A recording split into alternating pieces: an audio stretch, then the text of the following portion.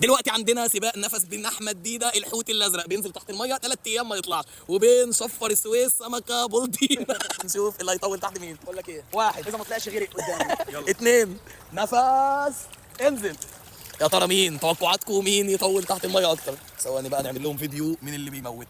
اهم احمد يا ماهر، احمد يا اشرف. يا ترى مين؟ توقعاتي الفوز لاحمد ديده. صفر بدأ يبقلل. قال لك غرق، بدأ يبقلل. اثبت يا عم، انزل تاني انزل تاني انزل تاني انزل تاني يا جحش انزل تاني. لسه المنافسة قوية، لسه المنافسة قوية والله، والله المنافسة قوية. اوه صفر طلع نفسه جامد. دي ده بايت تحت المية، عارف بالله ما يطلع. ادي دي ده تموت.